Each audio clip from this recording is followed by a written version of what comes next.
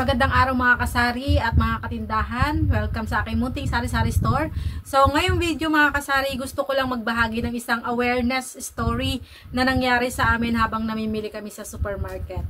So, hindi lang ito tungkol sa Save More, kundi paalala na rin sa lahat ng bumibili na sana ugaliin nating mag-check na mga timbang ng ating pinamili, lalo na tayo mga sari-sari store owners na laging namimili ng mga paninda natin. So, kanina bandang hapon mga kasari, pagkatapos ko maglinis ng salamin ng tindahan, ayun, may vlog din ako noon, niyaya ko yung asawa ko na magpakarga ng Coke Tall at saka Coke Kasalo kasi wala na talaga akong maibenta. Tapos, bumili na rin ako ng konting groceries at saka bawang dahil hapon na, ay kukunti na lang yung nabili ko kasi magsasarahan na yung ibang grocery store. Pinakahuli namin pinuntahan yung Save More kasi tinanong ako ng asawa ko kung ano yung gusto kong ulam. So, ang sagot ko, fried chicken. Kasi meron akong isang boteng Mang Tomas na malapit na mag-expired. 2 days na lang expired na. Kaya sabi ko, gamitin na lang para hindi masayang. Una namin binili ay yung menudukat na taba at saka yung lean meat. Ilalagay ko sana yung taba sa lulutuin kong alamang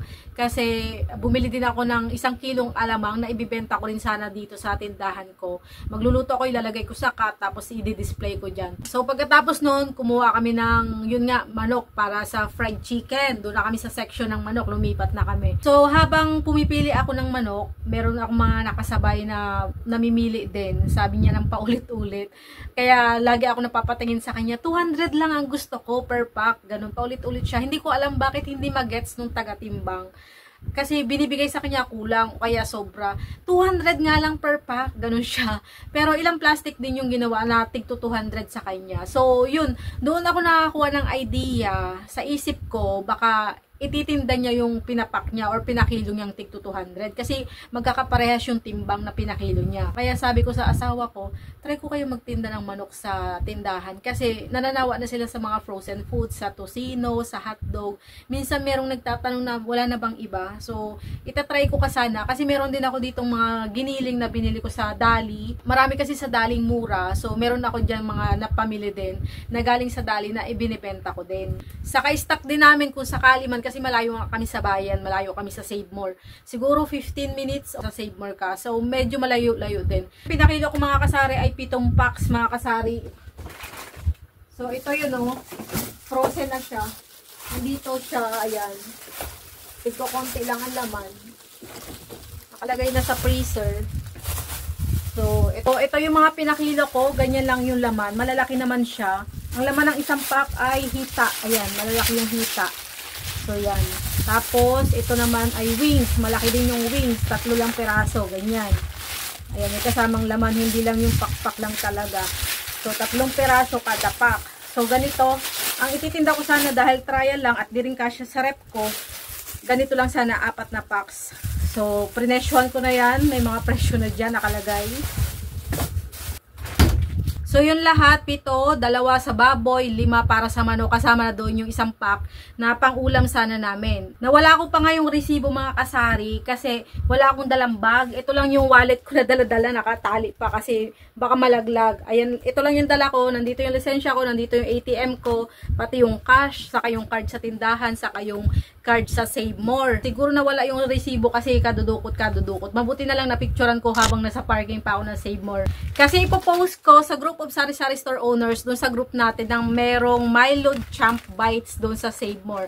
Ayan, nakakuha ko ng 28 pieces kasi yun na lang yung last stock nila. 28 pieces ang nakuha ko. So, pag uwi namin dito, tinimbang ko agad yung mga binili ko kasi nga magmamark up ako para mapresyohan ko na bago ko ilagay sa freezer. Ayan, take note ha, hindi frozen yung karne kaya walang dahilan na bumaba yung timbang pagkarating dito sa amin. Kaya agad-agad ko ring tinimbang kasi 'di ba yung manok madali yang mangamoy. Kaya agad-agad ko tinimbang para mailagay ko agad sa ref. Nilagyan ko kaagad ng presyo kasi mahirap nang lagyan ng presyo pag basa na or frozen na yung plastic. Tapos ito yung pinaka-importante guys. Ayan, take note, accurate yung timbangan ko. Walang dahilan para mag-iba yung timbang pagkarating dito. Ginagamit ko yung timbangan ko araw-araw sa bigas, sa toyo, sa sibuyas, bawang at iba't ibang paninda ko dito. dito. Kung mali yung timbangan ko, kung sira yung timbangan ko, kung hindi accurate yun, dapat lahat ng packs ay mali yung timbang. Pero sa 7 packs na binili ko, 3 packs ang tama ang timbang. Ibig sabihin, wala talagang problema sa timbangan ko, di ba? So, ngayon ito yung nakita kong discrepancy. Nakalagay doon sa isang pack 109.52 sa mga presyo ng ganito. Ganito yung, di ba, ganito yung presyo ng sa Save More, 109.52. Pero ang actual ay 98.05. Pagkatapos ko timbangin dito sa actual na kilo nila, sa per kilo nila, 98 lang. Tapos yung isa 150.48 ang nakalagay, pero 138.60 lang talaga. Yung isa 116.42 pero 104.94 lang. Yung isa naman 92.87 ang nakalagay pero 81.40 lang. So, kung ito total ko lahat nung kulang, lumabas na 46.30 pesos yung nalugi sa akin sa isang pamimili lang. So, hindi ko na isinama yung ibang mas kulang pa ng konti lang naman doon sa iba, sa 3 packs. Kung titignan nyo, kung susumahin nyo, maliit lang pakinggan, pero kung paulit-ulit yung mangyayari, paulit-ulit kayong mamimili, tapos ganun ang ganun, napakalaking kawala na ito para sa mga mamimili, diba? So, yun ang iniisip ko kasi kada pamili namin, doon talaga kami namimili sa Save More.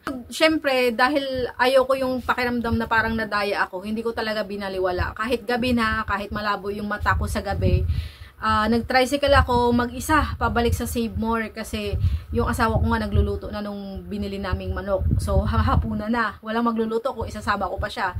So, ang hirap kasi risk na bumiyahe. Tapos, iniwanan ko pa yung mga customer ko na nag-Gcash at load sana. Kasi walang nakakaalam dito sa amin ng pagta-transact sa Gcash at load. So, ang ginawa ko, tinanggihan ko na lang para lang ma-report agad yung discrepancy. Para makapunta agad ako doon sa Save More. So, pagdating doon sa Save More, tinimbang ulit nila. So, ito na yung mga bagong presyo. Ayan, ito na. Tinanggal ko na kasi may presyo na doon. Baka makita pa ng bibili. Ito na yung mga bagong presyo. Tinimbang nila. Iba na yung staff nila doon. Tinanggal na nila yung lumang presyo na nakalagay na mali-mali. So, iba na yung nag-assist sa akin kumpara kanina. At napatunayan nilang kulang nga talaga yung timbang nung ilang pack. Sabi pa nga nung isang lalaki, ang laki naman ng kulang niyan. Sabi niya.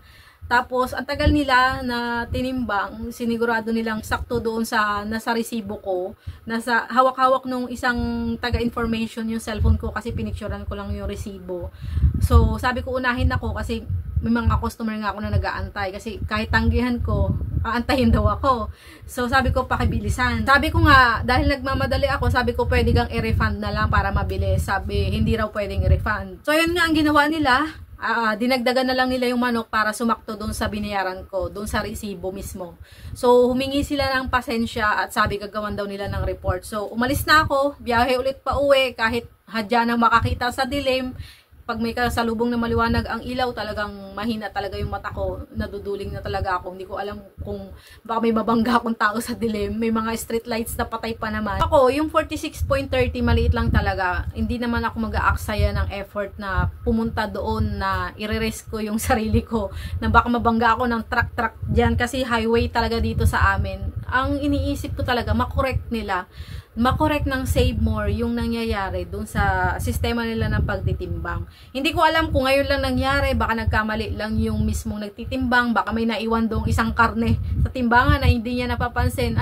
So hindi natin alam, pero gusto ko lang iparating yun sa Save More para aware sila. Syempre, i-orient nila yung mga empleyado nila na kailangan malinis yung timbangan bago kayo magtimbang, ha. Dapat tama yung presyo na inilalagay nyo, ganyan. So, gusto ko lang i-orient nila para hindi naman marami ang taong maapektuhan ng mga customer nila.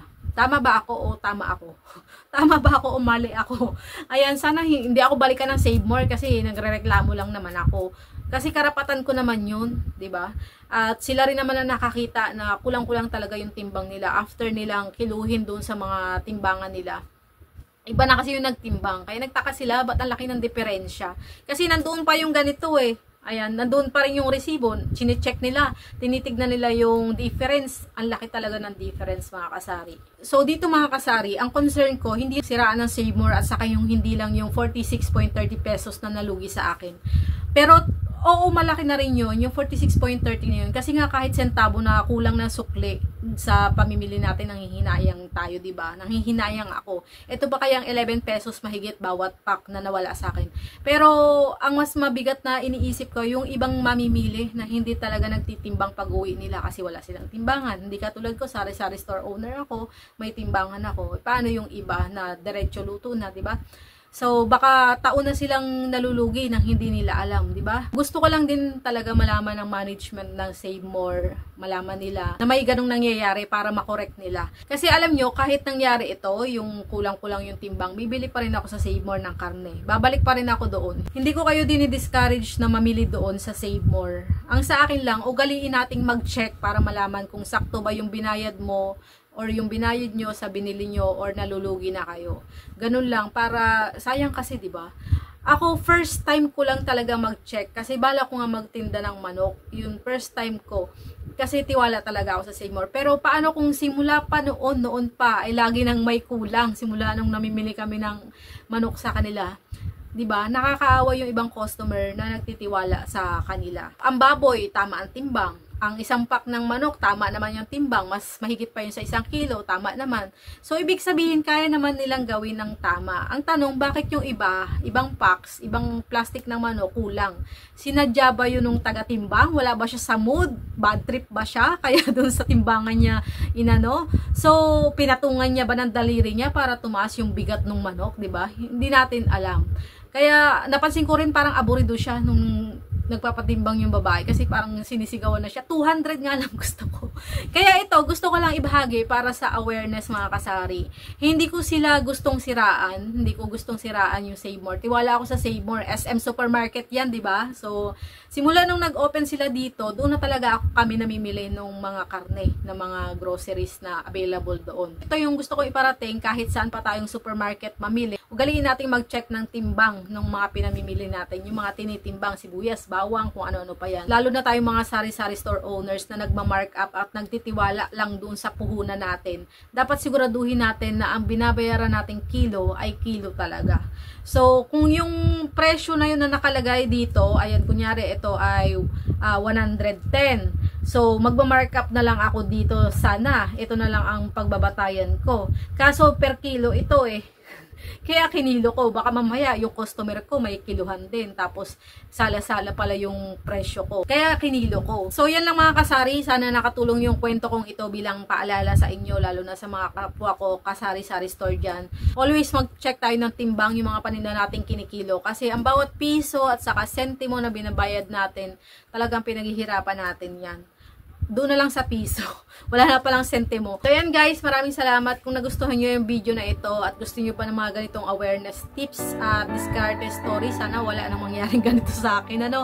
So huwag kalimutang i-like at mag-subscribe mga kasari. Maraming salamat at ingat kayo sa pamimili mga kasari. Bye!